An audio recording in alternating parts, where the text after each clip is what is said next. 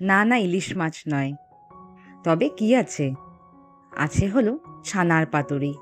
গরম ভাতে গরম গরম ছানার পাতুরিও কিন্তু বেশ লাগে নিরামিষের দিনে। তো হ্যালো বন্ধুরা, আমি পূজা। আশা করি আপনারা সবাই ভালো আছেন। আমার চ্যানেলে নতুন একটি ভিডিওতে আপনাদের সবাইকে অনেক অনেক ওয়েলকাম। চলুন দেখে নেওয়া যাক ছানার পাতুরিটা কীভাবে বানাই। ছানার পাতুরির মেইন উপাদান হলো ছানা। এটা আমাদের ঘরে বানানো ছানা, দুধটাকে লেবু দিয়ে কেটে তৈরি করা হয়েছে।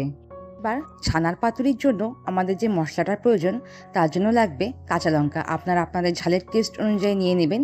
সাথে রাখবেন পোস্ত, সাদা সর্ষা, কোনো বাদাম নিতে পারেন, কাজু বাদাম, চিনে বাদাম বা কাঠবাদাম, আপনাদের পছন্দ অনুযায়ী। এই সবগুলোকে একসাথে শিলনোড়ায় বেটে নিতে হবে। কিছুটা বাটার পরে মা এর মধ্যে মগজদানা দিয়ে দিল। মগজদানা দিয়ে এগুলোকে একসাথে আবার বেটে নিতে হবে। আপনারা এই প্রসেসটি শিলনোড়ায় না করে মিক্সিতেও করতে পারেন। স্মুথভাবে পেস্ট হয়ে গেলে এটি বাটির মধ্যে তুলে রাখতে হবে। এবার আগেই ঘরে বানিয়ে রাখা ছানার মধ্যে একে একে নুন, হলুদ, সামান্য মিষ্টি দিয়ে ভালো করে ম্যাশ করে নিব। ছানাগুলিকে কোনো একটু বড় থালার মধ্যে নিয়ে একটু চেপে চেপে মাখতে হবে, যাতে এর মধ্যে কোনো দলা না থাকে, সুন্দর করে যাতে মিহি হয়ে যায়। এবার এর মধ্যে অ্যাড করব কিছুটা নারকেল কোড়া। আপনারা চাইলে এটা স্কিপ করতে পারেন। আমাদের ঘরে নারকেল ছিল, তাই আমরা এর মধ্যে কিছুটা নারকেল কোড়া অ্যাড করে নিয়েছি। এবার ওই নারকেল কোড়া এবং শিলে বাটা মশলাটা সব একসাথে আমরা ভালো করে ছানার সাথে মেখে নিব।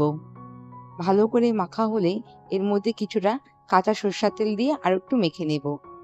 এবার পাতুরি করতে হলে সবচেয়ে বেশি যা দরকার তা হলো কলা পাতা।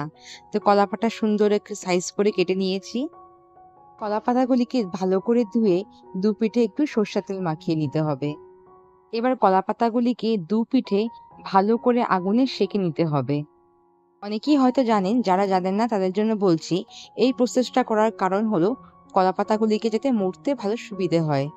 এই প্রসেসটা না করলে কলা পাতাগুলিকে ভাঁজ করার সময় ঠিক মাঝ বরাবর ফেটে যাবে, আর ভিতরে যা খাবার থাকবে তা বেরিয়ে আসবে।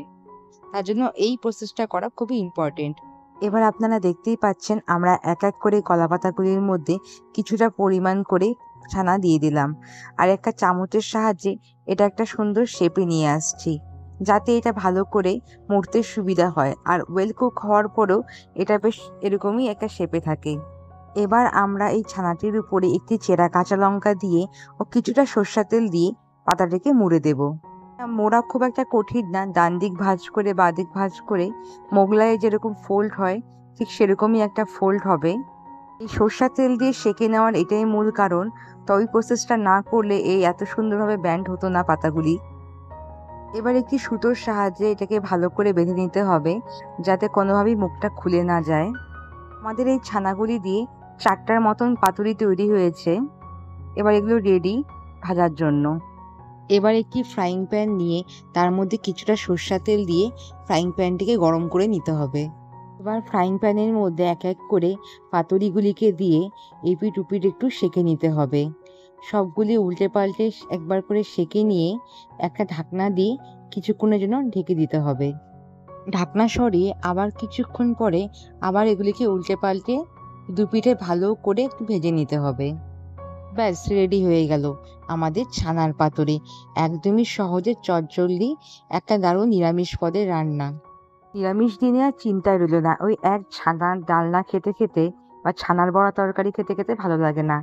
তার জন্য কিন্তু আপনার ঝটপট এটা বানিয়ে নিতে পারবেন।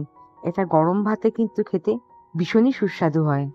আপনারা চাইলে খাওয়ার সময় আর একটু কাঁচা সরষের তেলও অ্যাড করে নিতে পারেন। আজকের রান্নাটি আপনাদের কেমন লাগলো অবশ্যই কমেন্ট করে জানাবেন। আর ঘরে কিন্তু অবশ্যই নিরামিষ দিনে একবার ট্রাই করে দেখবেন। সত্যি বলছি, ভীষণ স্বাদ মুখে লেগে থাকবে। আজকের মতন এখানেই বিদায়। ভালো থাকবেন আপনারা। Good bye.